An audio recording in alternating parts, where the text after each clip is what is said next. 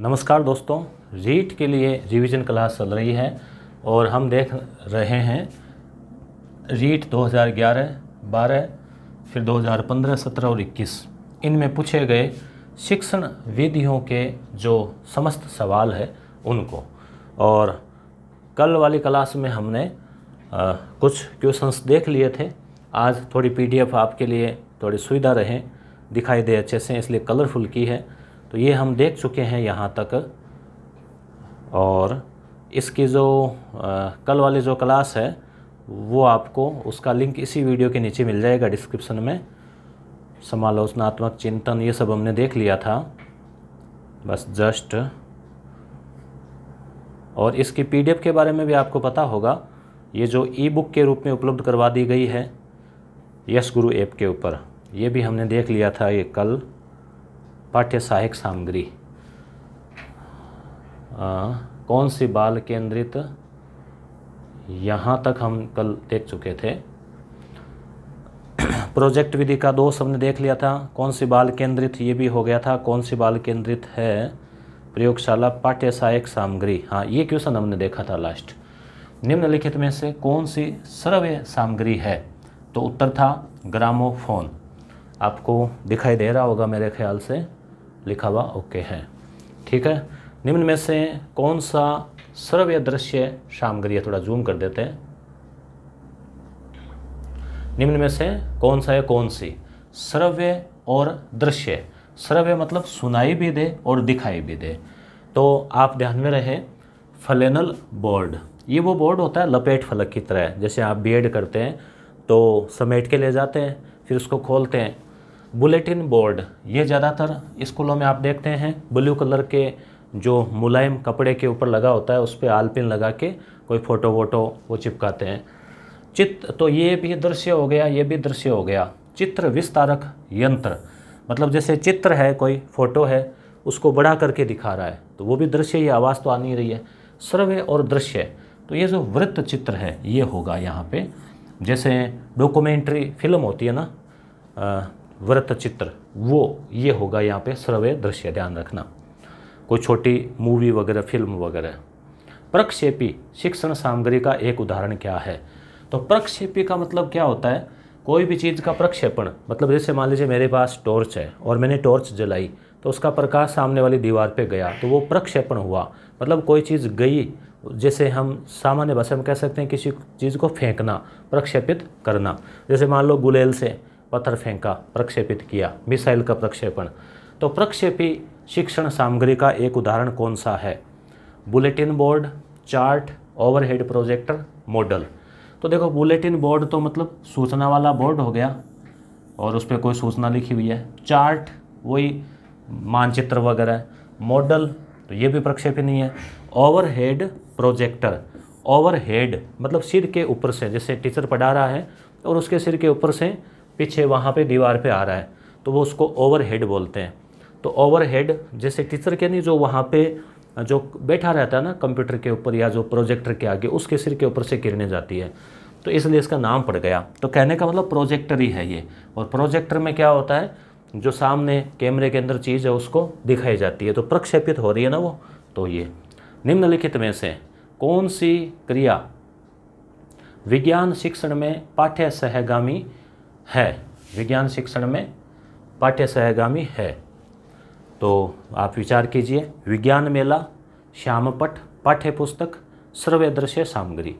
तो देखो विज्ञान शिक्षण की बात चल रही है कि विज्ञान में उपयोगी है, तो श्यामपट तो सभी में है, ये भी सभी में है, ठीक है। पाठ्य पुस्तक भी सभी में, तो यहाँ पे ये स्पेशल हो गया ना विज्ञान मेला, इसलिए उत्तर हो जाएगा इसका ए। नवाचार ये टॉपिक है। अब इससे क्या सवाल पूछा गया है, देखिए। निम्नलिखित में से कौन सी नवाचारी शिक्षण विधि में शिक्षण के उद्देश्यों के सभी घटकों का समावेश होता है। तो नवाचारी शिक्षण का मतलब कुछ नया किया जा रहा है, कुछ इनोवेशन किया जा रहा है। उसमें शिक्षण के उद्देश्यों के सभी घटक, जैसे शिक्षण के कई उद्देश्य होते हैं, तो उसके सभी घटक जो है वो समावेशित हो रहे हैं। तो कौन सा है, दल शिक्षण। दल शिक्षण का क्या मतलब होता है, टीम टीचिंग। मतलब जैसे एक सब्जेक्ट को 2-3 टीचर पढ़ाते हैं एक साथ, या फिर मान लो एक पढ़ा के चला गया फिर दूसरा, तो टीम टीचिंग, दल शिक्षण अमेरिका में शुरू हुआ था। सूक्ष्म शिक्षण, माइक्रो टीचिंग, जो आप बीएड में पढ़ते हैं कि जो चीज़ पढ़ानी है 60 मिनट की उसको 5 मिनट में पढ़ा के क्लास ख़त्म करते हैं। मस्तिष्क उद्वेलन, अभिक्रमिक अनुदेशन, किसी में भी नहीं। तो यहाँ उत्तर क्या होगा?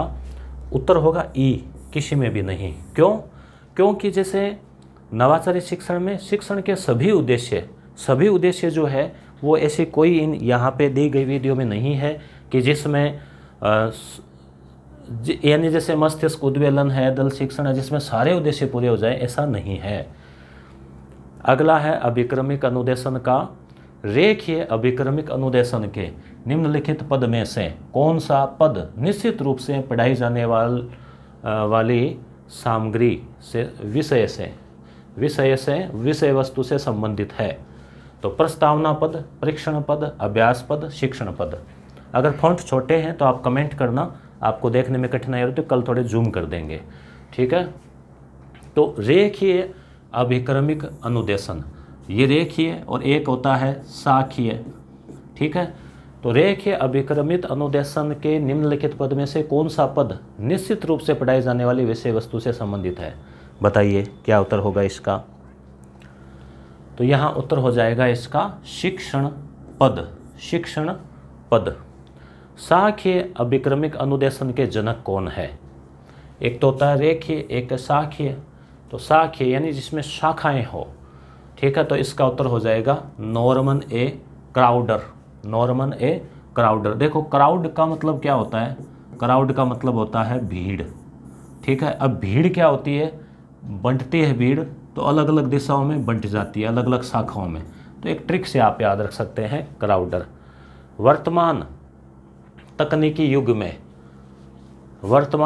युग में निम्नलिखित में से कौन सी प्रविधि विज्ञान शिक्षण के लिए उपयोग की जाती है? तो विज्ञान, देखो वर्तमान तकनीकी युग है कंप्यूटर और आईटी का, उसमें विज्ञान शिक्षण में उपयोग में आने वाली विधि आपको बतानी है। तो कंप्यूटर सहायतित शिक्षण, दल शिक्षण, योजनाबद्ध अनुदेशन, इनमें से सभी। बताओ क्या उत्तर होगा इसका? तो वैसे तो आपका मन कर रहा होगा कि इनमें से सभी कर दें, पर थोड़ा सा सोचो कि तकनीकी युग में विज्ञान शिक्षण में प्रविधि, विधि और प्रविधि, तो प्रविधि का पूछा है। तो यहाँ पे देखिए कंप्यूटर सहायतित शिक्षण होगा, क्योंकि दल शिक्षण कोई वर्तमान तकनीक से जुड़ी हुई कोई चीज़ नहीं है। अब एक टीचर पढ़ा रहा है, 2 एक साथ पढ़ा रहे हैं, तो इसमें कोई तकनीक, कोई टेक्नोलॉजी काम में नहीं ले रहे, वो तो बस एक पढ़ाया जा रहा है, बस प्रयोग है, वो नवाचार है, मगर वो नहीं। तो उत्तर हो जाएगा ये। अगला टॉपिक है मूल्यांकन। मूल्यांकन से जुड़े हुए क्वेश्चन क्या पूछे गए हैं? देखिए रीट में, निम्न में से कौन सा गुणात्मक परीक्षा या परीक्षण नहीं है? मात्रात्मक और गुणात्मक जैसे क्वालिटी का पता चलता हो, तो कौन सा नहीं है बताइए? 4 ऑप्शन आपके सामने है। तो यहाँ पे आप देखिए वस्तुनिष्ठ प्रश्न जो है, ऑब्जेक्टिव एबेसैडर दे दिए, तो इसमें ज्ञान के तो जांच हो जाएगी, पर क्वालिटी, संपूर्ण क्वालिटी इसमें नहीं आ पाएगी। जबकि निरीक्षण, परीक्षण, रेटिंग स्केल, जांच सूची, पसंद नापसंद, वो जो डिटेल वाली चीज़ें हैं उसमें क्वालिटी, गुणात्मकता का पता चलता है, वस्तुनिष्ठ में नहीं चलता। निम्नलिखित में से कौन सी विशेषता एक उत्तम परीक्षण की नहीं है? उत्तम परीक्षण, तो क्या उत्तर होगा यहाँ पर? परीक्षण, निरीक्षण, मूल्यांकन, तो इसकी कौन सी नहीं है? तो देखो कोई भी परीक्षण है, मूल्यांकन है, निरीक्षण है, उसमें विश्वसनीयता, वस्तुनिष्ठता, विभेदकारिता, विभेद का मतलब अलग अलग किया जा सके, तो ये तो होना चाहिए। तो योजना जो है ना, इसकी कोई विशेषता नहीं है। इसका उत्तर हो जाएगा योजना। मूल्यांकन का मुख्य उद्देश्य क्या है? केवल परीक्षा करवाना, अनुशासन बनाए रखना, अधिगमकर्ता की उपलब्धि जानना और सुधार लाना, केवल प्रश्न पत्र तैयार करवाना। तो यहाँ पे देखिए ये रीट में क्वेश्चन पूछे गए हैं। अब आप किताबें पढ़ते हैं शिक्षण विधियों की, उस समय आप समझ नहीं पाते कि कैसे क्वेश्चन पूछे जा सकते हैं, कैसे बन सकते हैं। तो इनसे आपको आइडिया लगेगा, और कुछ क्वेश्चन रिपीट भी होंगे। होते हैं अभी भी, आप देखना ये सारे हम देखेंगे। तो देखो यहाँ साफ साफ अगला कह रहा है मुख्य उद्देश्य, केवल शब्द आ गया, परीक्षा करवाना नहीं है। ठीक है, यहाँ केवल प्रश्न पत्र तैयार करना ये भी नहीं है, दो तो क्लियर कट हो गए। अब आपके अनुशासन बनाए रखना ये है, मगर मुख्य नहीं है ये। अधिगमकर्ता की उपलब्धि, जो बच्चा है उसकी उपलब्धि जानना और उसमें सुधार लाना, इसीलिए तो मूल्यांकन करते हैं कि क्या उसने सीखा और क्या कमियां रही। एक क्रमबद्ध प्रक्रिया जो यह बताती है कि बालक ने किस सीमा तक शैक्षिक उद्देश्यों को प्राप्त किया है। ठीक है, यानी एक प्रक्रिया है जो बताती है कि बच्चे ने शैक्षिक उद्देश्यों को प्राप्त कर लिया। शैक्षिक उद्देश्य मतलब आप क्लास में पढ़ाने गए, आपके जो उद्देश्य थे 1 महीने के, 1 साल के या 1 दिन के, जो भी हमारे उद्देश्य थे उनको प्राप्त कर लिया। तो क्या है ये प्रक्रिया, किससे पता चलेगा बताओ? तो यहाँ पे सीधा सा बात है कि पता चलना है तो प्रशिक्षण तो है नहीं, प्रयोग भी है नहीं, निदान और मूल्यांकन, निदान में केवल कारण ज्ञात करते हैं। ठीक है, तो उत्तर क्या हो जाएगा? उत्तर हो जाएगा मूल्यांकन। मूल्यांकन ये एक ऐसी प्रक्रिया है जिससे पता चलता है कि शैक्षिक उद्देश्य हुए कि नहीं हुए प्राप्त। अब है उपचारात्मक शिक्षण। उपचार मतलब ट्रीटमेंट करते हैं, कोई बालक है तो उसका ट्रीटमेंट वैसे नहीं कि 2 जमाती ट्रीटमेंट कर दिया, वो नहीं। ट्रीटमेंट का मतलब कि उस बच्चा वो कमज़ोर है तो क्यों है, तो पहले कारण पता करेंगे, फिर कारण पता करने के बाद उन कारणों को दूर करेंगे। एक्स्ट्रा क्लासेस लगाई जाए, कुछ किया जाए, वो भी जो भी हो। उपचारात्मक शिक्षण किसका अंतिम चरण है? तो यहाँ पे परीक्षा व्याख्या ये है नहीं। ठीक है, निदानात्मक यानी पहले निदान यानी कारणों का ज्ञात करना। सामान्यतः हम निदान बोलते हैं कि मतलब कह दिया कि निदान हो गया मतलब हल हो गया, नहीं। निदान का मतलब सिम्टम्स, कारण पता लगाना। विज्ञान शिक्षण में विद्यार्थियों की अधिगम, थोड़ा सा विज्ञान शिक्षण में विद्यार्थियों की अधिगम कठिनाइयों के निदान के उपरांत, जैसे निदान कर लिया, कारण पता कर लिए, उसके बाद किस प्रकार के शिक्षण की व्यवस्था की जानी चाहिए। कि भी समस्या का पता लगा लिया, अब क्या करना चाहिए? तो सीधी सी बात है, सूक्ष्म शिक्षण, दल शिक्षण का कोई मतलब नहीं। निदानात्मक तो हो ही गया, तो उपचारात्मक शिक्षण इसमें हो जाएगा। अगला देखते हैं,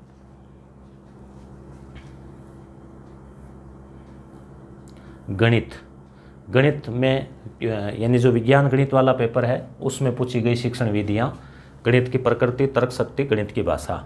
तो ये गणित वालों के तो उपयोग यही, बाकी के भी कुछ काम की आप देख लो। जैसे गणित की भाषा का अंग है, गणित की भाषा का अंग है, क्या उत्तर होगा इसका?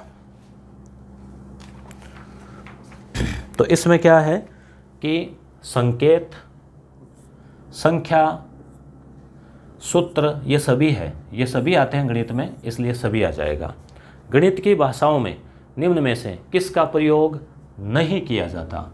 नहीं पर फोकस करें तो गणितीय सूत्र, गणितीय संकेत, गणितीय संख्याएं, तो इनमें से कोई नहीं। तो क्या उत्तर होगा यहाँ पे? यहाँ पे हो जाएगा इनमें से कोई नहीं। मतलब कि गणित की भाषाओं में किसका प्रयोग नहीं किया जाता, तो यानी सभी का प्रयोग किया जाता है। निम्नलिखित में से गणित की भाषा है राष्ट्रीय, संकेतात्मक, जटिल, वैदिक। तो गणित की भाषा कैसी है? गणित की भाषा जो है उसमें संकेत चिन्ह होते हैं ना गणित में, संकेत, ये छोटा ये बड़ा, तो संकेतात्मक। गणित की प्रकृति है किस प्रकार की है? गणित कठिन है, तार्किक है, अलंकारिक है? तो तार्किक है, क्योंकि इसमें तो सीधा तर्क लगता है ना कि इसका मतलब ये का अर्थ ये। निम्नलिखित में से सही मायनों में गणित है क्या है बताओ? मूर्त, अमूर्त, सापेक्षिक या भौतिक? तो गणित जो है वो अमूर्त विज्ञान है। अमूर्त का मतलब इसमें ऐसी चीज़ें नहीं जो सामने हो सीधा सीधा। जैसे मान लो अभी ये बोर्ड है, इसकी साइज़ पता करनी है तो मूर्त है, पर यहाँ पर तो जैसे वो संख्याएँ आती है x - y/2 और घात इतनी रियर, वो तो वो लगभग सारा अमूर्त चलता है। गणित की तार्किकता की विशेषता निम्नांकित में से नहीं है। गणित है वो तार्किक सब्जेक्ट है, उसकी विशेषता है कई, कौन सी नहीं है? विषय निष्ठता, परिणाम की निश्चितता, मौलिकता, शुद्धता। क्या उत्तर होगा बताओ? तो विषय निष्ठता ये नहीं होगा। देखो शुद्धता है, मौलिकता है, परिणाम की निश्चितता है। परिणाम निश्चित है कि इस संख्या को इससे गुणा करेंगे ये उत्तर आएगा। मौलिक है अपने आप में, शुद्ध है, विषय निष्ठ नहीं होगा। अगर यहाँ वस्तुनिष्ठ होता ना तो वो भी सही होता।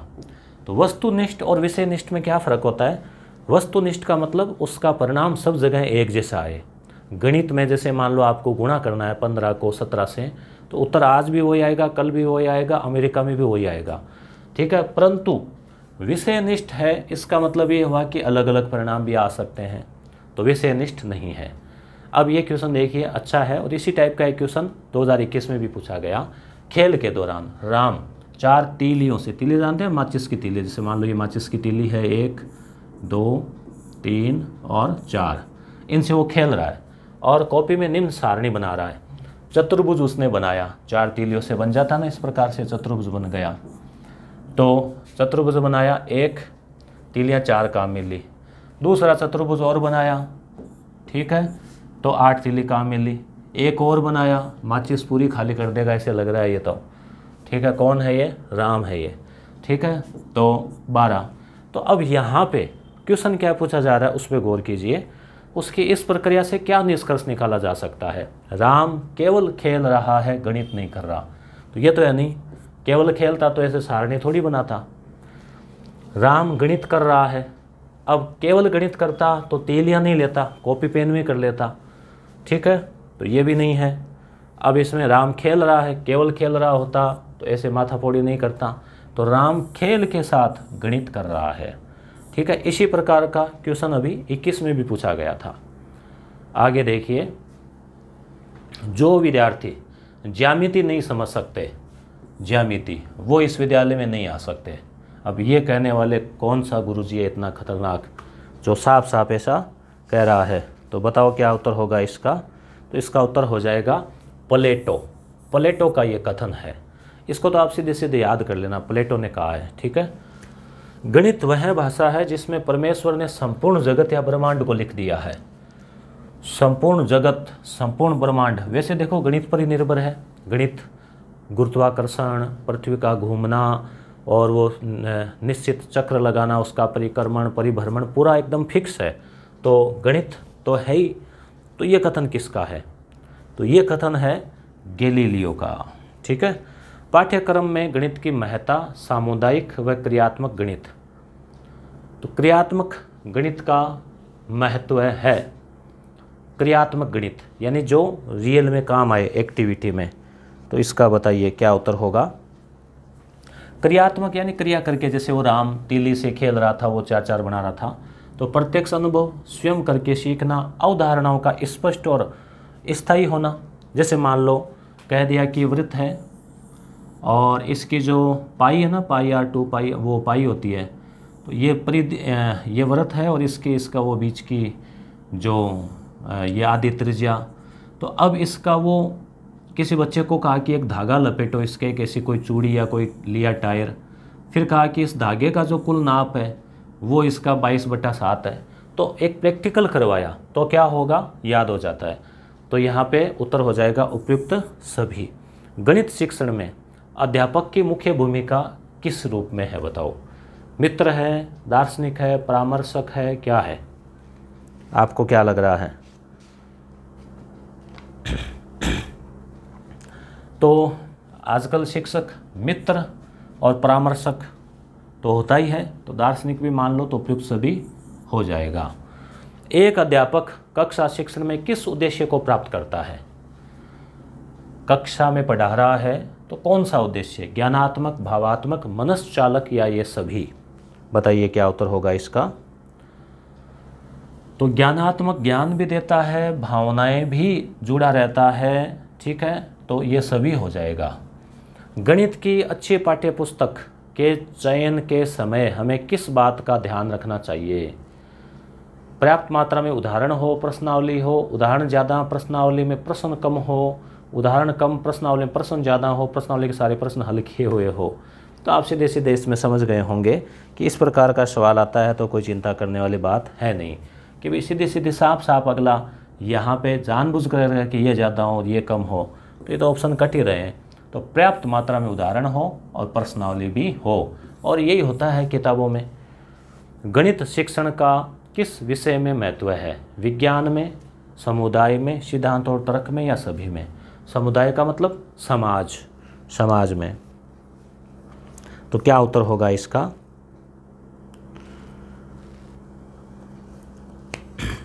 तो यहाँ पे उत्तर हो जाएगा इसका विज्ञान में। गणित शिक्षण का किस विषय में महत्व है? विज्ञान उत्तर होगा। गणित विषय का सिद्धांत और तर्क, वैसे तो सभी होना चाहिए यहाँ पे। गणित शिक्षण का किस विषय में महत्व है, परंतु यहाँ पे देखो विषय पूछा है, किस विषय में, इसलिए ये होगा। गणित विषय का पाठ्यक्रम में महत्व है क्योंकि विज्ञान विषयों के अध्ययन में सहायक है। तर्कात्मक सोच, व्यवहारिक जीवन, अब यहाँ पे क्या आ जाएगा?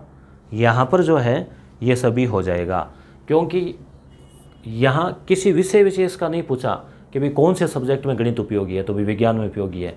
समुदाय तो कोई सब्जेक्ट नहीं होता, मगर यहाँ पूछा है कि गणित जो है विषय का पाठ्यक्रम में महत्व क्यों है, यानी बच्चों को गणित क्यों पढ़ाई जाती है कंपलसरी रूप में। तो विज्ञान पढ़ता है तो काम आती है, उसके अलावा तर्क सोच विकसित होती है, व्यवहारिक जीवन में भी काम आती है, तो सभी हो जाएगा। प्रोफेसर सुल्टजे के अनुसार गणित पढ़ाने का प्राथमिक उद्देश्य क्या है? पहला उद्देश्य, मेन उद्देश्य क्या है? तो बताइए क्या उत्तर होगा इसका? अब सुल्टजे के अनुसार बताना है आपको। खाली समय का सदुपयोग वगैरह नहीं है, ये माना है कि गणित से क्या है, मानसिक शक्ति का विकास होता है, तर्क शक्ति, चिंतन शक्ति। मूल्यांकन, उपचारात्मक शिक्षण। उपचारात्मक शिक्षण की ज़रूरत होती है। उपचार, पहले निदान फिर उपचार, किन बच्चों के लिए ज़रूरत होगी? कोई होशियार बच्चों के लिए तो ज़रूरत पड़ेगी नहीं। तो बताओ आप क्या उत्तर होगा इसका? तो मंदबुद्धि बच्चे हैं, पिछड़े बच्चे हैं और सामान्य बच्चे भी हैं, तो उपयुक्त सभी हो जाएगा इसमें, क्योंकि ये दो तो आ ही रहे हैं तो ये भी आ गया। निदानात्मक परीक्षण का महत्व है शिक्षण में, परामर्श में, उपचारात्मक शिक्षण की व्यवस्था में, या उपयुक्त सभी में? अब यहाँ क्या है, ये जो उपयुक्त सभी है ना, ये आपको कंफ्यूज करता रहेगा, ध्यान रखना। कई बार हालांकि सीधा उपयुक्त सभी तो मत करना, सोच समझ कर करना, परंतु जहाँ बात नहीं बैठे वहाँ उपयुक्त सभी कर देना परीक्षा में। तो निदानात्मक परीक्षण शिक्षण में काम आता है। परामर्श देते हैं बच्चों को, निर्देश देते हैं, तो भी ये काम आता है, क्योंकि कारण आपको पता लग गए तो फिर आप निर्देश भी दे पाएंगे। निदान के बाद में आप उपचार भी कर पाएंगे, अगर बच्चा सहमत है तो, आपके पास पढ़ना चाह रहा है तो उपयुक्त सभी हो जाएगा। निम्नलिखित में से विद्यालय के विद्यार्थियों के लिए गणित में मौखिक कार्य की सर्वाधिक महत्वपूर्ण विशेषता है। गणित में मौखिक कार्य, जैसे मान लो पहाड़े वगैरह बुलवाए जाते हैं और करवाए जाते हैं, तो उसकी विशेषता क्या है? ये समय बचाती है, ये मानसिक प्रक्रियाओं का विकास करती है, पेपर पेंसिल की आवश्यकता नहीं है, मौखिक रूप से प्रश्नों को हल करने में योग्य बताती है। तो वैसे तो चारों ही ऑप्शन सही लग रहे हैं, परंतु आपको तो जो बेस्ट है वो चुनना है। तो क्या उत्तर होगा इसका, बताओ? तो देखो, समय बचाती है या मौखिक रूप से, ये इंपॉर्टेंट नहीं है। मेन क्या है, गणित की बात आ रही है ना, तो आपने 3-4 जगह देखा मानसिक शक्ति का विकास, मानसिक शक्ति बार बार, तो यहाँ पे उत्तर हो जाएगा ये मानसिक प्रक्रियाओं का विकास करती है। गणित के टाइप क्वेश्चन में ऐसे हो। निम्नलिखित में से वस्तुनिष्ठ प्रकार के प्रश्नों की सीमा है। वस्तुनिष्ठ प्रश्न है, जैसे ये भी हम देख रहे हैं, ये भी वस्तुनिष्ठ ही है, अभ्यासदा वाले या सत्य वाले। तो इनकी सीमा का मतलब एक लिमिट होती है, कमी कह सकते हैं। क्या है? अनुमान लगाना, तुक्केबाजी करते हैं ना, अकड़ बकड़ करके कि ये हो जाएगा। निर्माण में कठिनाई, बनाते समय जोर आता है। जटिल प्रक्रियाओं को न माप सकना, अब जैसे मान लो पूरी डिटेल अब एबस बनाएंगे तो एक लिमिट होगी, पूरा ज्ञान इसमें से थोड़ी पता कर सकते हैं, फिर एबस प्रश्न इतना बड़ा हो जाएगा। तो उपयुक्त सभी, तो क्या लग रहा है आपको, चारों होगा या कोई एक होगा? तो यहाँ पे देखिए आप ये देख लो कि दो चीज़ें अगर आ रही है तो फिर आप उपयुक्त सभी कर देना। जैसे एक तो इसमें अनुमान तुक्केबाजी तो होती है, कई बार तुक्का सही बैठ जाता है, कई बार नहीं बैठता। नेगेटिव मार्किंग में थोड़ा ज़्यादा नुकसान हो जाता है। रीट में नेगेटिव मार्किंग नहीं है तो तुक्केबाजी तो होगी। ठीक है, तो अनुमान लगाना ये है। निर्माण में कठिनाई भी है, जटिल प्रक्रियाओं को माप भी नहीं सकते, तो ये हो जाएगा। यदि एक विद्यार्थी अलग अलग परीक्षकों से गणित के परीक्षण में 80 में से 82 अंक समान रूप से लाता है, प्राप्त करता है, यानी अलग अलग परीक्षकों से अलग अलग गुरुजी ने कॉपी जांची और गणित के उसके 80 में से 42 अंक हर बार आ रहे हैं, तो यह परीक्षण क्या बता रहा है? परीक्षण की कौन सी विशेषता है? वैधता है, वस्तुनिष्ठता है, साध्यता है या विश्वसनीयता है? यानी परीक्षण बार बार करने पर भी रिजल्ट वही आए तो हम इसको क्या कहेंगे बताओ? तो यहाँ पर देखो दोनों उत्तर माने हैं। किसने? जो आरबीएसई बोर्ड है ना, वो दो उत्तर भी मानता है। आपने देखा होगा रीट में ऐसा होता है, हालांकि बाकी कंपटीशन एग्जाम में ऐसा नहीं होता, क्वेश्चन डिलीट हो जाता है कि मगर यहाँ नेगेटिव मार्किंग नहीं है, इसलिए जिसने ये किया वो भी सही, ये किया वो भी सही। तो वस्तुनिष्ठता और विश्वसनीयता दोनों ही माने गए हैं। गणित शिक्षण की समस्याएं, निम्नांकित में से कौन सी शिक्षण विधि को औपचारिक कक्षा व्यवस्था में प्रयोग करना कठिन है? औपचारिक कक्षा जैसे जिसमें पूरा कोर्स करवाना है, बच्चे बैठे हैं और एकदम फॉर्मेलिटी से काम हो रहा है, तो करवाना कठिन है। कौन सी शिक्षण विधि को करवाना कठिन है? प्रायोजना, निगमनात्मक, आगमनात्मक, विश्लेषणात्मक। तो गणित की बात चल रही है, थोड़ा सा ध्यान देना। तो उत्तर हो जाएगा प्रयोजना। हालांकि आगमन वाले भी है कि उसमें पहले उदाहरण देने पड़ते हैं, मगर औपचारिक कक्षा है, अनुशासन से बच्चे बैठे हैं, शांति से क्लास चल रही है, भीड़ ज़्यादा है, तो वहाँ पे प्रायोजना विधि चलेगी नहीं, क्योंकि बच्चे फिर प्रोजेक्ट दे दिया ना तो फिर वो कंट्रोल में नहीं रहेंगे। विद्यालय में ज्यामिति पढ़ाने के लिए संश्लेषणात्मक विधि का प्रयोग निम्नांकित के पश्चात किया जाना चाहिए। पहले कौन सी विधि काम में लेंगे, फिर संश्लेषण काम में लेंगे। तो ये तो आपको एकदम सीधा सीधा साफ साफ पता चल रहा होगा कि पहले क्या होगा। पहले होगा विश्लेषण, फिर होगा संश्लेषण।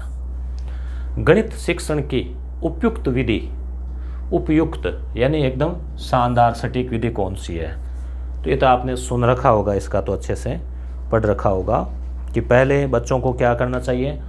पहले बच्चों को उदाहरण देना चाहिए, फिर सूत्र बनाना चाहिए। जैसे मान लो ब्याज बढ़ा रहे हैं तो बताया कि 2000 रुपये किसी को दिए, उसने 1 महीना रखा, 2 रुपये 100 के हिसाब से लिए तो कितने हो गए, तो पहले से किया। फिर मूलधन गुणा दर गुणा समय बटा 100 ऐसे सूत्र। तो वो पहले आगमन, फिर सीधा सूत्र से, क्योंकि हर बार ऐसे उदाहरण की ज़रूरत नहीं है। फिर कहा कि अब ये कर लो, तो फिर निगमन, सूत्र। तो पहले उदाहरण और फिर सूत्र। तो ये विधि सबसे बेस्ट होती है गणित के लिए। फिर बड़ी कक्षाओं में क्या है, फिर ऐसे उदाहरण दिए नहीं जा सकते, फिर तो वो उदाहरण में समय चला जाएगा, तो फिर सीधे सूत्र चलते हैं। आगमन विधि निम्न में से किसके लिए उपयुक्त है? सवाल को सूत्र द्वारा हल करना, सूत्र स्थापित करने के लिए, सवाल को समझने के लिए, सवाल को बनाने के लिए। बताइए। आगमन पहले उदाहरण देकर, तो जैसा कि अभी मैंने कहा कितना मूलधन था, इतना ब्याज लगा, इतने महीने का समय था, फिर ये रिजल्ट आया। कहने का मतलब सूत्र स्थापित करने के लिए समझ में आ जाता है कि इस वजह से सूत्र लग रहा है। अंक गणित शिक्षण की उपयुक्त विधि कौन सी है? अंक गणित शिक्षण की उपयुक्त विधि, तो इसमें आ जाएगा विश्लेषण विधि। निम्नलिखित में से कौन सा सूचना व दूरसंचार तकनीकी उपकरण विशिष्ट तौर पर ग्राफ तथा ज्यामिति में सर्वाधिक उपयोगी है? कौन सा इसमें ज़्यादा उपयोगी है बताइए। तो इसका उत्तर हो जाएगा अंतःक्रियात्मक श्वेत पट। अंतःक्रियात्मक श्वेत पट जो है सूचना और दूर संचार तकनीकी में, ग्राफ और ज्यामिति में काम आता है। ये कोई पट होगा कोई इसी प्रकार का। अब है पर्यावरण अध्ययन। पर्यावरण अध्ययन में जो पूछी गई शिक्षण विधियां हैं, क्योंकि देखो शिक्षण विधियों के क्वेश्चन बनाने वाली अनुमान है कि जो फैकल्टीज़ होती है उनके क्वेश्चन पुटअप करने का तरीका भी एक निश्चित फॉर्मेट में होता है। तो ओल्ड क्वेश्चन को पढ़ने से आपको फ़ायदा भी मिलेगा और कुछ क्वेश्चन रिपीट भी हो सकते हैं। तो इसको हम देखेंगे अगली क्लास में, क्लास 3 में। 2 क्लास ये हो चुकी है। और आपको बता दूं मैं कि हमने आपको ये डाउनलोड के लिए दे दिए हैं ये क्वेश्चन। कहाँ पर? यस गुरु एप्लीकेशन है, आप इसी वीडियो के नीचे लिंक मिल जाएगा, नहीं तो प्ले स्टोर पे। और उसमें ई बुक के रूप में आपको इस प्रकार से, जिसमें गणित भी है, ये क्या अंग्रेजी संस्कृत ये भी है, और बाकी सारी विधियाँ। तो ये लगभग 51 पेज की आप प्रिंट आउट है। जितनी आवश्यकता हो, मान लो अंग्रेजी आवश्यकता है तो करवाओ, नहीं मत करवाओ, तो हमने डाउनलोड के लिए आपको दे दी है यस गुरु ऐप में ई बुक के रूप में। साथ ही अगर आपने चिराग वाला जो कोर्स ले रखा है 95 का, उसमें भी हमने, जैसे कुछ विद्यार्थी पूछ रहे थे कि भाई ये कहाँ मिलेगी, तो जो सामाजिक है PDF ओल्ड क्वेश्चन, तो उसमें सामाजिक की, विज्ञान के जो PDF है ओल्ड क्वेश्चन, उसमें विज्ञान की शिक्षण विधियाँ, L1 के जो ओल्ड क्वेश्चन है वहाँ पर ये शिक्षण विधियाँ वो अलग अलग जगह हैं, और यहाँ कंबाइंड करके अलग से ई बुक में भी डाल दी है। तो मिलते हैं अगली क्लास में, धन्यवाद।